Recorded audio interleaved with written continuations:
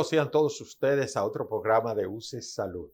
En el día de hoy vamos a conversar con el doctor Julián Hernández, cirujano, laparoscopista y especialista en vías biliares. Esos son muchos títulos en una sola persona, pero vamos a ir diciendo qué es eso. El doctor Julián Hernández es un médico que trabaja aquí en el Centro Médico UCE, opera a sus pacientes aquí. Me consta que es un cirujano extraordinariamente diestro con sus manos y es un orgullo para UCE Salud tenerlo aquí. Doctor Hernández, bienvenido a su programa. Muchísimas gracias, doctor, por invitarme. ¿Cómo se siente? Perfectamente bien, gracias a Dios. Qué bueno, doctor. Vamos a ver, cirujano general y su cirugía. Luego hace laparoscopía y vías biliares. ¿Qué lo llevó a, porque hay muchas áreas, pero qué lo llevó a usted a hacer laparoscopía y vías biliares? Doctor, en sentido general, a mí me gustan todas las áreas de la cirugía, pero me gustan más las vías biliares por lo meticuloso que es decir, que nunca tú encuentres una patología normal, es decir, todas las vesículas, todas son diferentes. Lo desafiante. Lo desafiante, exactamente. Es decir, la anatomía es tan variante en las vesículas que me llamó más la atención prácticamente eso, básicamente. ¿Cuáles son entonces las diferentes patologías que aborda el cirujano de vías biliares? Vamos a decirle primero a la gente que está en ese público que no son médicos, cuáles son las vías biliares y cuál es su funcionamiento en el cuerpo humano. Bueno, las vías biliares se dividen en dos tipos: vías biliares intrahepáticas y vías biliares extrahepáticas. Las vías biliares intrahepáticas están formadas por los radicales y los canalículos, que son prácticamente lo que está dentro del hígado. Está el radical derecho y el radical izquierdo. Ya cuando se hace externo, se divide en colédoco y vía biliar propiamente vesícula. La vesícula sale directamente del colédoco, tiene aproximadamente, los libros dicen, de 5 a 7 centímetros. La gran mayoría, yo he visto muchas vesículas que han tenido 10, 12, 13 centímetros, cuando son vesículas pedunculadas, básicamente. ¿Y el papel de la vesícula es el reservorio?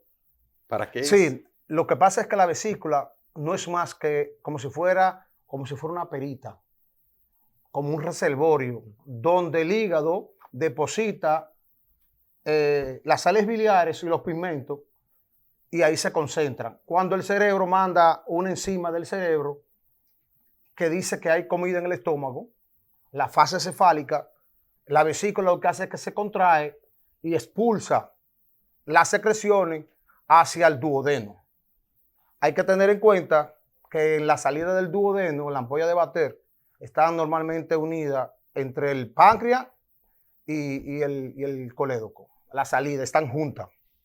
Y al final hay en la segunda porción del duodeno un esfíntercito que se llama esfínter de Oddi, ¿verdad? Exacto. Que es a donde va a terminar parte de esa bilis. Recordarse que el doctor, la vesícula biliar también tiene bilis para emulsificar las grasas. Exacto, esa es la función principal de que emulsifica, digiere las grasas. Es parte del componente. Correcto. Muchas personas tienen el tabú que después que se le quita la vesícula, ya el paciente va a cambiar su forma de vida. No va a cambiar su forma de vida, porque el hígado sigue produciendo bilis, solo que no va a tener el reservorio.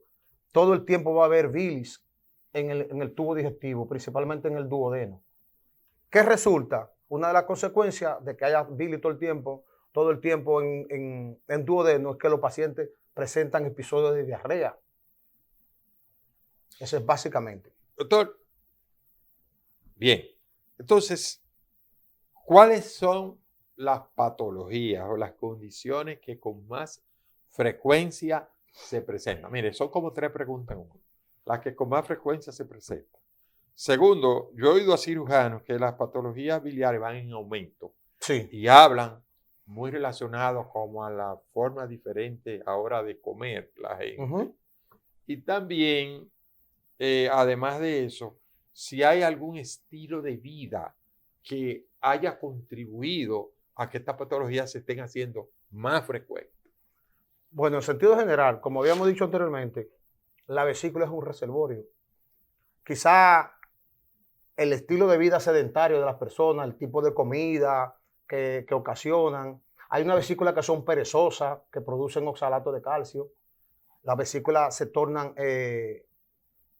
vagas, como nosotros decimos. El cirujano dice vago. Sobre las patologías más frecuentes son los cálculos biliares. Hay cálculos pigmentarios y hay cálculos de oxalato de calcio o de colesterol, que algunos le llaman de colesterol. Hay otra patología que como son las barros biliares, están las poliposis y los tumores, principalmente los adenocarcinomas. Vamos a los cálculos, que es lo más frecuente. ¿Cuál es el peligro de una persona tener abundantes cálculos biliares y usted decirle, mira, le hace una sonografía, mira cómo está ese saquito lleno de cálculos, hay que operarte? La gente no se opera. A veces tienen miedo. Yo he conocido de casos de gente que el cirujano tiene 4 años diciéndole que tiene que operar, 5 años que tiene que operarse. ¿Cuál es el riesgo? ¿Qué puede pasar con ese paciente? Mire, hay que tener pendiente algo. Están los cálculos únicos y los cálculos diversos que son pequeñitos. Esos son los peligrosos. Porque migran la mayoría a vías biliares y producen obstrucción del conducto del colédoco y puede producir cierto tipo de patología, como son la pancreatitis en algunos pacientes. Producen también hígado congestivo y las colangitis. Hay otra patología que se pueden sobreagregar, que son patologías como, por ejemplo, la vesícula enfisematosa, que acumulan gases. La vesícula por naturaleza tiene mucho gas, porque son bacterias que la colonizan. Otra patología que son los piocolecitos, que al obstruirse la salida, lo que hace que la bacteria producen pus. Otra parte que puede producir es que la vesícula se torne gangrenosa o se perfore. Los pacientes que hacen perforaciones de vesícula por una vesícula gangrenosa hacen lo que le llaman peritonitis química o peritonitis biliar, que tiene una alta mortalidad. Evidentemente, ya cuando estamos hablando de peritonitis, también hacen sepsis. Esos pacientes tornan sépticos. Eso significa que algo que usted pudo resolver con una simple cirugía se complicó, hacer una infección generalizada en la sangre, una septicemia. Entonces vemos los médicos con un corre-corre, 20 especialistas arriba, y a veces es difícil salvar a estos pacientes. Sí, doctor. Algo que muchos pacientes le llegan a uno. Una patología que es operable o no operable. Por ejemplo, los pólipos vesiculares. Los pólipos vesiculares son precancerígenos. Si eso es una patología que muchas veces, por ejemplo, me llegó los otros días un paciente y me dice, doctor, pero yo lo que tengo es un pólipo, no tengo cálculo ni tengo nada. Y el gastroenterólogo y mi médico base me dice que tengo que operarme. ¿Por qué? Porque son precancerígenos. Esa es la principal condición.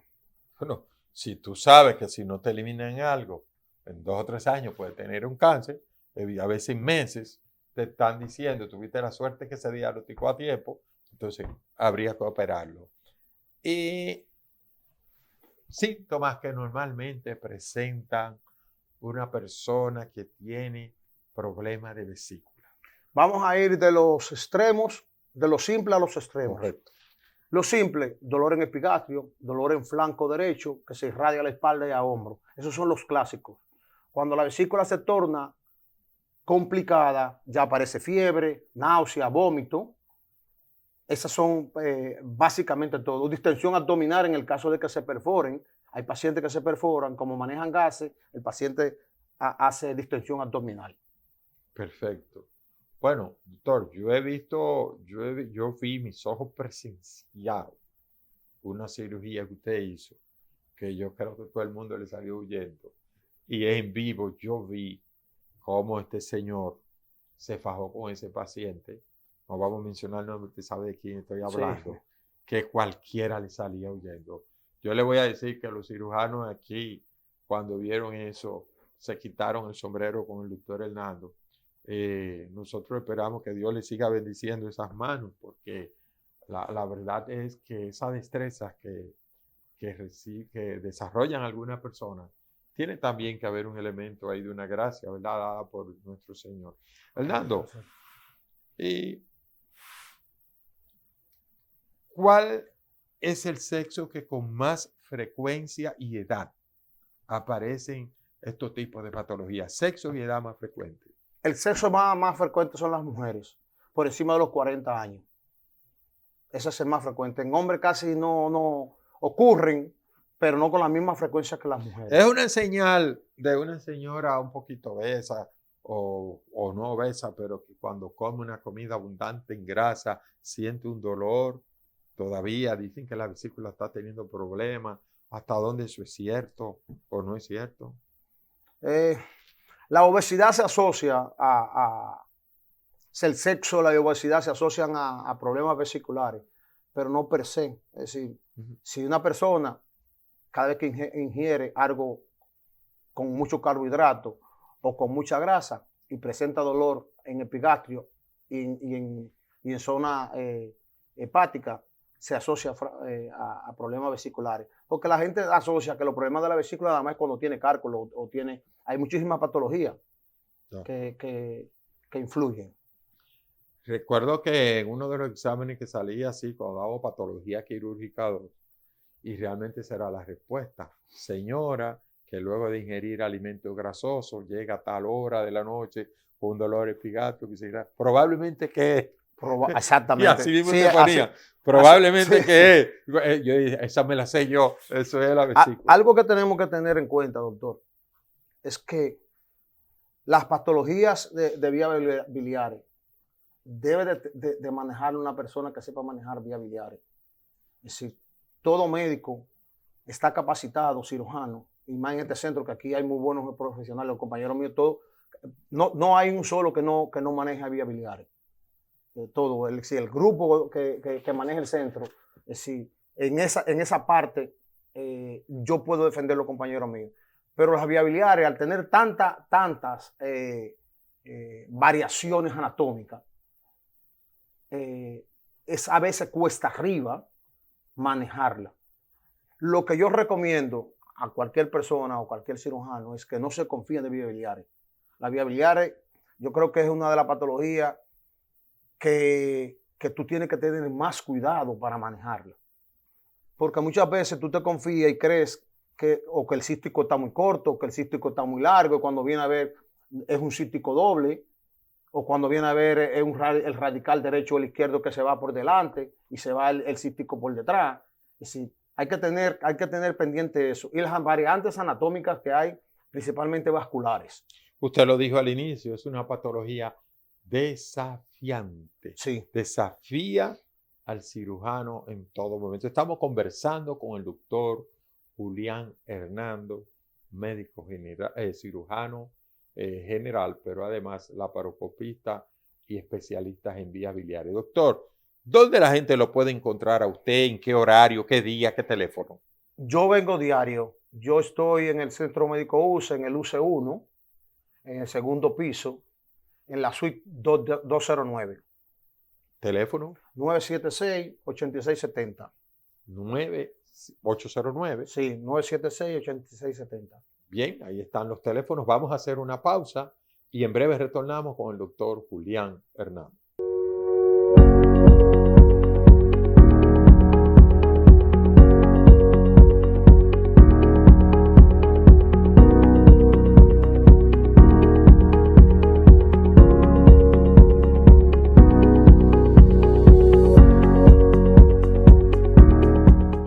Amigos de UC Salud, continuamos con su programa y estamos conversando con el doctor Julián Hernando, médico cirujano, laparoscopista y sobre todo especialista en vías biliares. Doctor, ya hablamos de signos y síntomas, bueno, pero hay patologías que se parecen a veces. ¿Cuáles serían el diagnóstico diferencial de esto? Y me gustaría que también hablásemos del abordaje quirúrgico y sobre todo, ¿qué tiempo más o menos se tarda una persona en recuperarse? Bueno, el diagnóstico diferencial en esta patología, en un médico diestro, lo da, por ejemplo, los divertículos de colon derecho producen dolor en flanco, las apendicitis subhepáticas también producen ese tipo de dolor. Es decir, la diferencia en la apendicitis subhepática es que el dolor no es tan atrás. Esa es la única diferencia y no hay dolor irradiado al hombro. También las perforaciones gástricas, eso es otra patología que produce dolor en flanco. Básicamente eso. En el abordaje quirúrgico, normalmente hay dos tipos de técnicas. Está la técnica abierta o a cielo abierto, que normalmente el cirujano, cuando tiene un paciente que tiene obstrucción de vía biliar, es la que normalmente selecciona, porque puedes hacer lavado de vía biliares, ya sea con un catéter o una extracción de cálculo, o como nosotros llamamos normalmente ordeñar el colédoco, que te permite limpiar las vías biliares, y la que se está haciendo más popular con el tiempo, que es la vía laparoscópica, que anteriormente la mayoría de las personas le hablan de cirugía láser, como me llegó un paciente hoy al consultorio: doctor, yo vine porque me quiero operar por láser la vesícula. A veces cuesta arriba uno explicarle porque muchas personas no manejan el término, y eso normalmente sucede. Para que la laparoscopía es mínimamente invasiva. Mínimamente invasiva, el tiempo de recuperación. Por ejemplo, el tiempo de recuperación es más medio fácil. Centímetro para meter ahí. Se colocan 3 troques, a veces 4, dependiendo. Esa es la diferencia entre los dos. Y la recuperación, la estadía en el hospital es menor. Menor, claro. Incluso el paciente come el mismo día. Normalmente cuando tú abres un abdomen, lo ideal es que tú al día siguiente le des comida, no le des comida, porque la manipulación de las asas intestinales